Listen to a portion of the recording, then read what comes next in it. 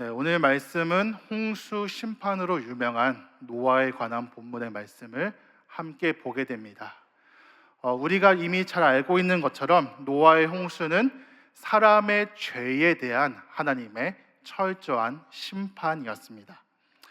이러한 심판이라는 단어만 놓고 보면 너무나 두려운 그러한 말씀이지만, 여기서 우리가 기억해야 할 것은 하나님께서 심판하시기 전까지 정말로 오래 참으셨다는 그러한 사실이에요.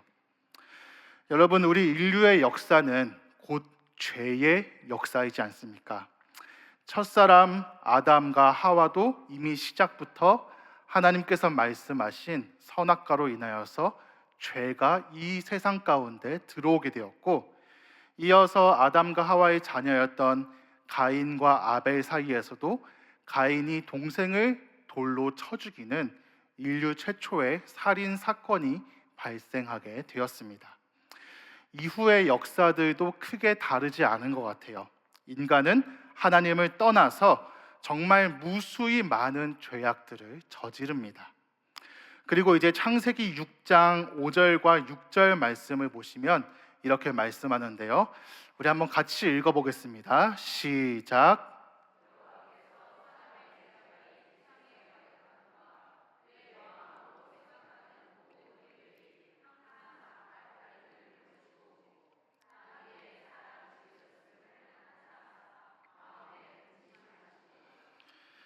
여호와께서 사람의 죄악이 세상에 가득함과 마음으로 생각하는 모든 계획이 항상 악할 뿐임을 보셨다. 그리고 또 한 가지 주목할 수 있는 단어가 있는데, 한탄하셨다라고 하는 그러한 의미예요. 우리가 믿는 하나님은 인생이 아니시기 때문에 후회하는 법도 없으시고 자신의 결정에 대해서 실수하는 법도 없으십니다. 그럼에도 하나님께서 한탄하셨다라고 말씀하시는 그 이유가 뭘까요? 그만큼 하나님께서 우리의 죄악 때문에 크게 마음이 상하시고 슬퍼하셨다라고 하는 것을 우리의 눈높이에 맞춰서 보여주시는 그 단어가 바로 한탄이라고 하는 단어입니다. 이 당시에 죄악이 얼마나 심각했는지 그 앞에 있는 창세기 6장 2절 말씀은 이렇게 말씀하는데요. 하나님의 아들들이 사람의 딸들의 아름다움을 보고 자기들이 좋아하는 모든 여자를 아내로 삼는지라. 여러분, 이전까지의 역사를 보시면은 아담의 후손들 중에서도 분명히 하나님을 경외하는 사람들이 존재했습니다. 믿음으로 구별하여서 제사를 드렸던 아벨이 존재했고, 또 그 아벨을 대신해서 하나님께서 새롭게 믿음의 백성으로 세우신 셋의 후손들이 있었어요. 그런데 이러한 노아의 시대에 와서는 더 이상 신앙과 불신앙을 따로 구분 지을 수가 없는, 하나님을 믿는 사람들이나 믿지 않는 사람들이나 누가 누군지를 알 수 없는 너무나 악하고 혼탁한 시대가 되어버리고 말았습니다. 하나님은 이러한 죄에 대하여서 그분의 자비하심과 긍휼하심 때문에 오래 참으시지만 때가 되면 반드시 하나님의 심판이 있음을 말씀해요.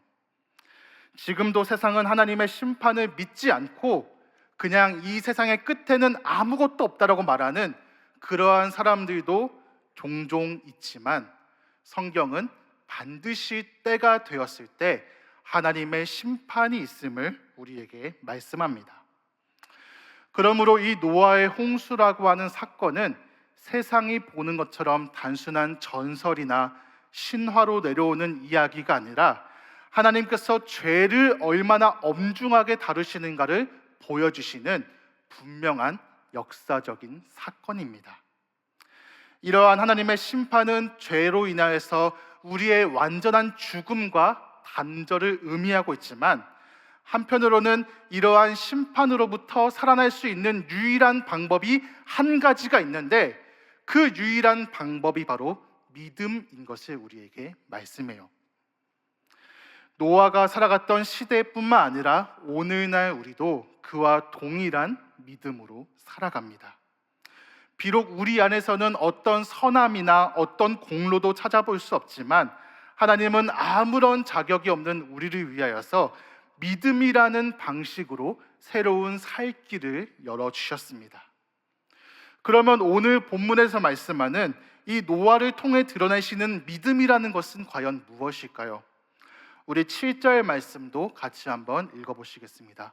본문 7절입니다. 시작.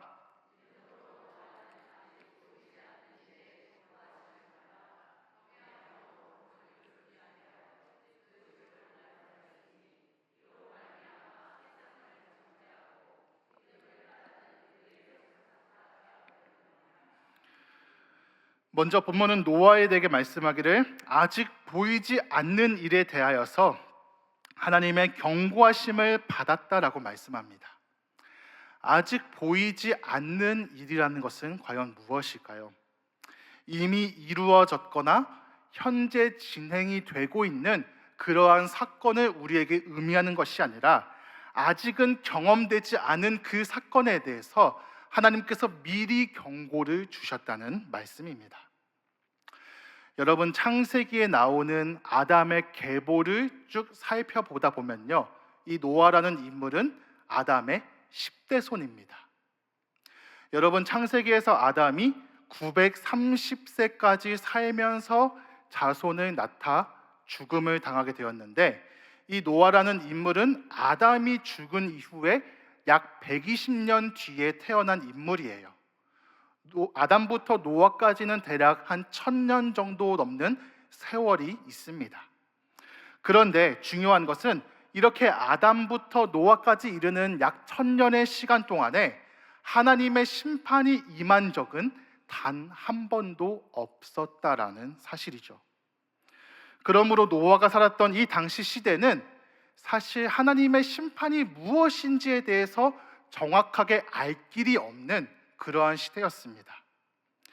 그리고 당시 사람들의 수명을 생각해 보게 되면 오늘날 우리처럼 80세, 90세, 100세를 사는 것이 아니라 기본적으로 700세, 800세, 900세를 살아갔던 그러한 사람들입니다.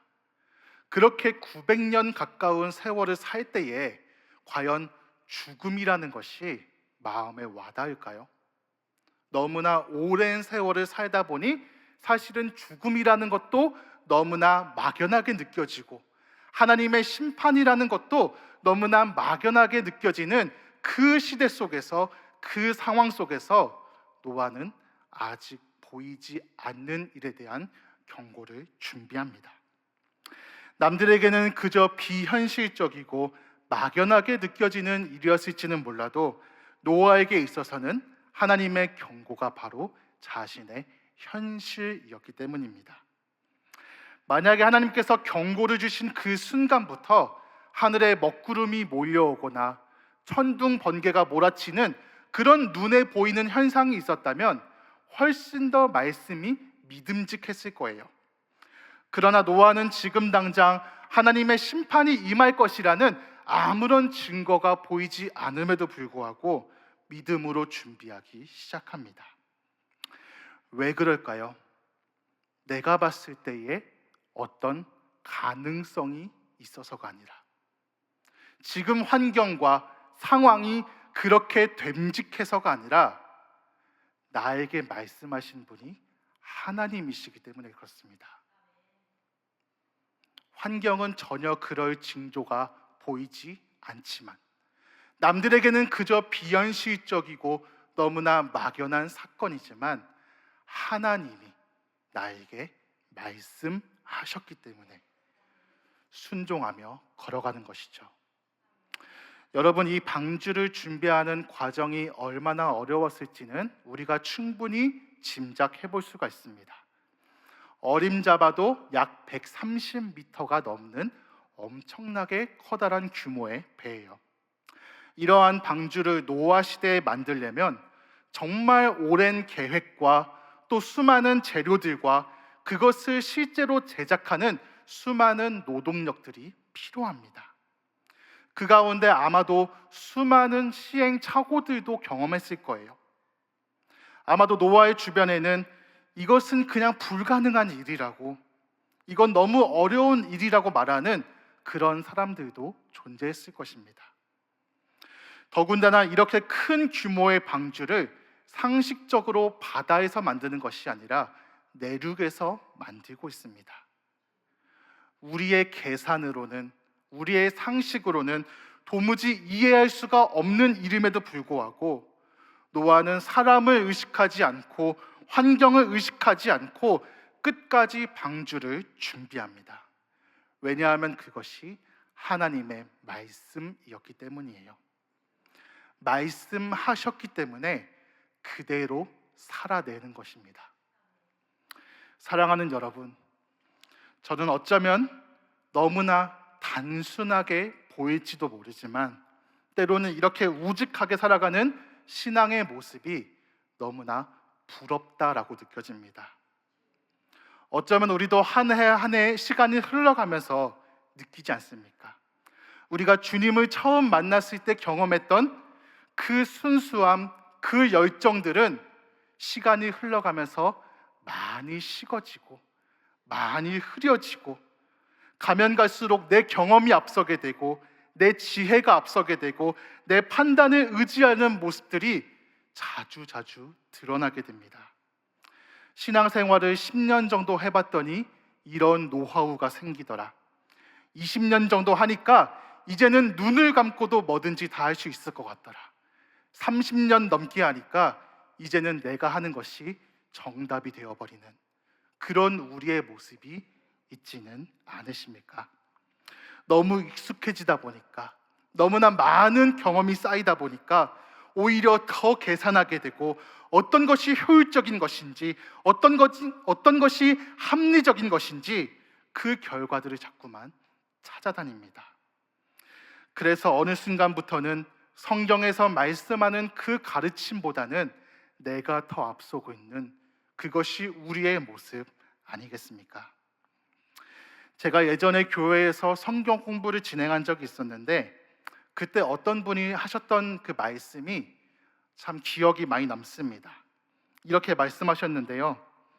목사님, 그거는 결국에는 그냥 성경에 나오는 얘기 아닙니까?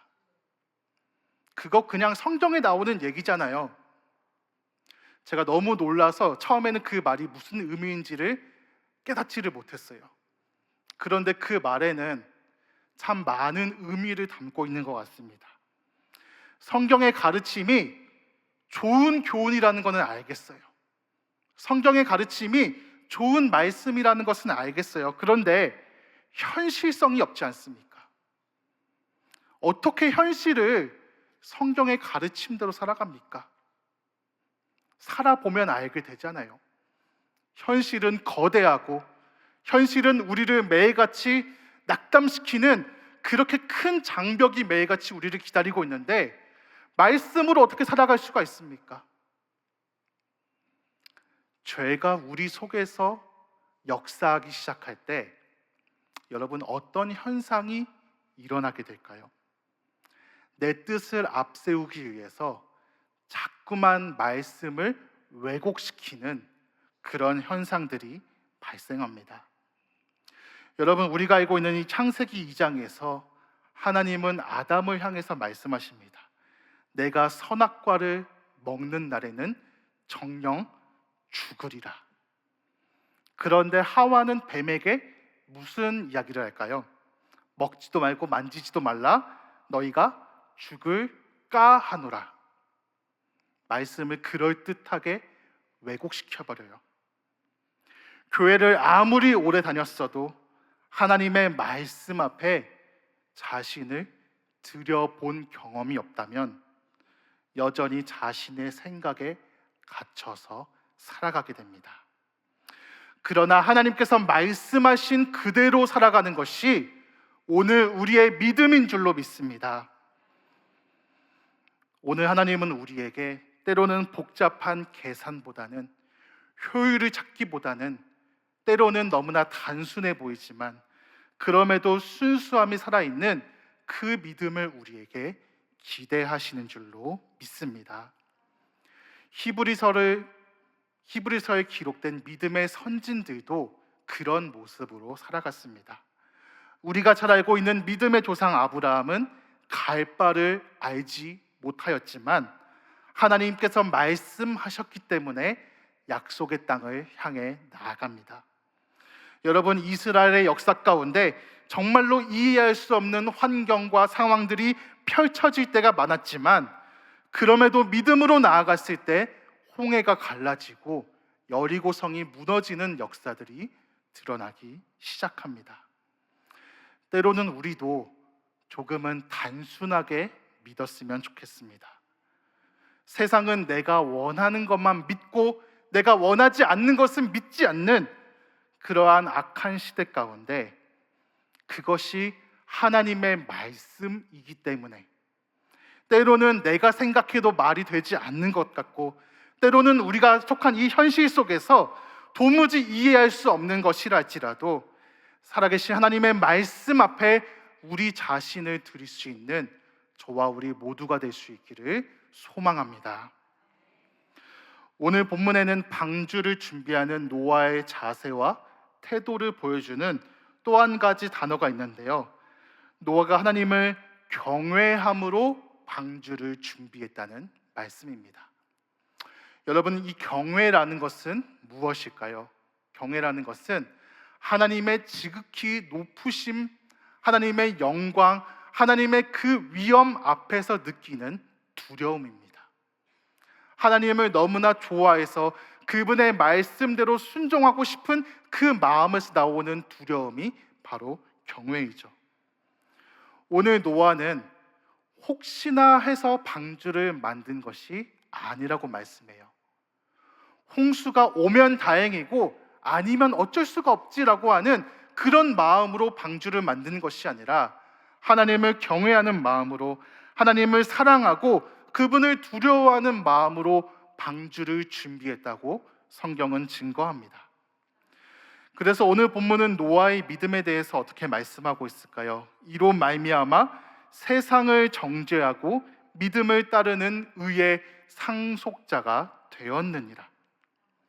여러분, 세상을 정죄한다는 것은 무슨 의미일까요? 노아가 주변에 있는 사람들을 찾아다니면서 정죄하고 비난하고 손가락질했다는 그러한 의미일까요? 그것은 아니겠죠. 오늘 노아를 통해서 드러난 아직 보이지 않는 일에 대해서 하나님의 말씀을 듣고 순종했던 그의 믿음이 하나님의 말씀을 무시한 세상을 정죄했다는 그러한 의미입니다.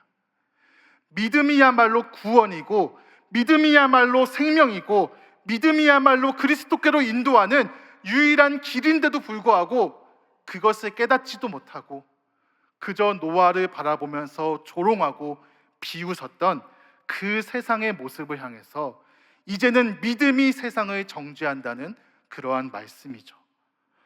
반면에 하나님께서 노아에게 허락하신 것은 무엇일까요?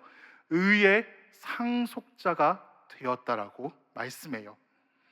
우리가 행한 것이 아무것도 없는 것 같은데 우리에게 주신 이 믿음으로 말미암아 그리스도의 의를 상속받아서 값없이 은혜로 구원에 이르게 되었다는 말씀입니다.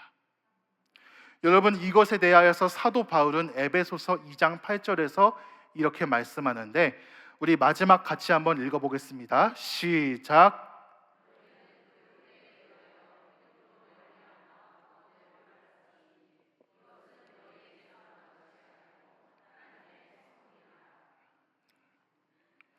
여러분, 노아가 이 홍수 사건을 겪은 이후에 자신의 의로움을 자랑할 수 있었을까요?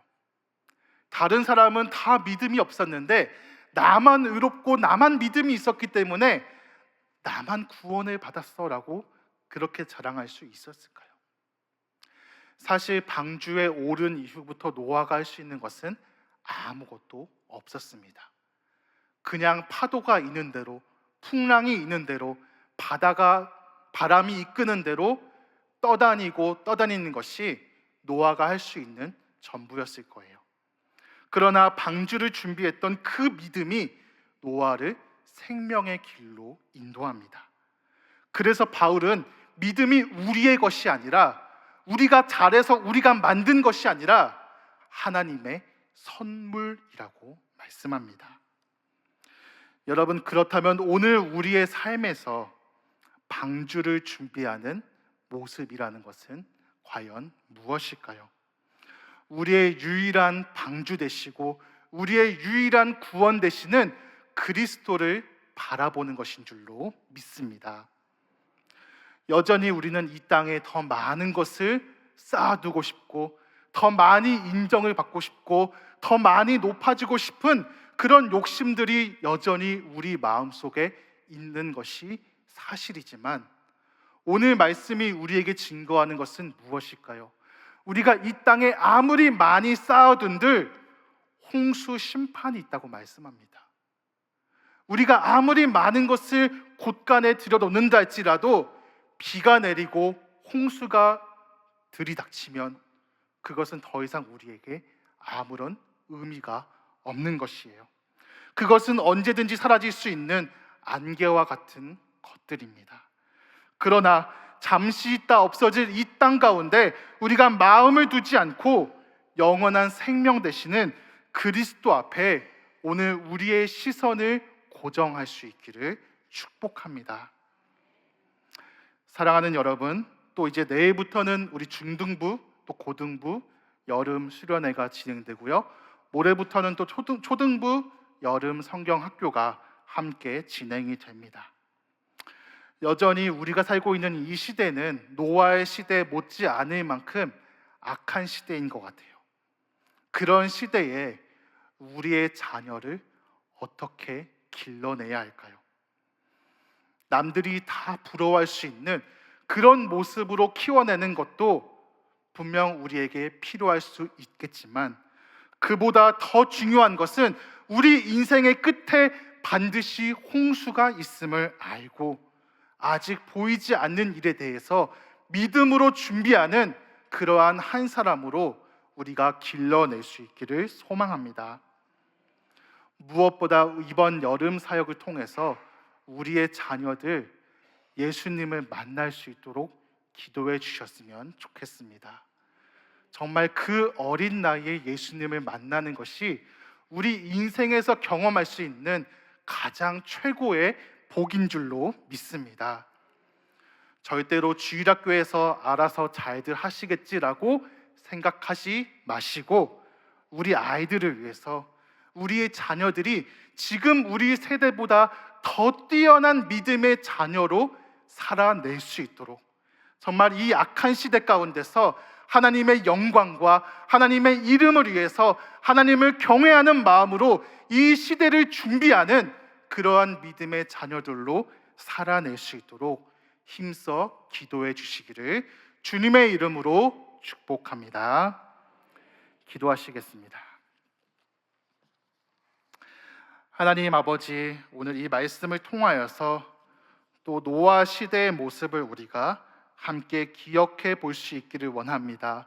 너무나 악한 시대, 그 마음과 계획이 모두 악했던 시대에 믿음으로 준비하였던 그 믿음이 생명이 되었음을 보게 됩니다. 하나님, 오늘 우리의 믿음을 다시 한번 돌아보게 하시고 우리 모든 다음 세대의 믿음이 이 악한 시대를 준비하며 하나님의 때를 바라볼 수 있는 성숙한 삶이 될 수 있도록 도와주시옵소서.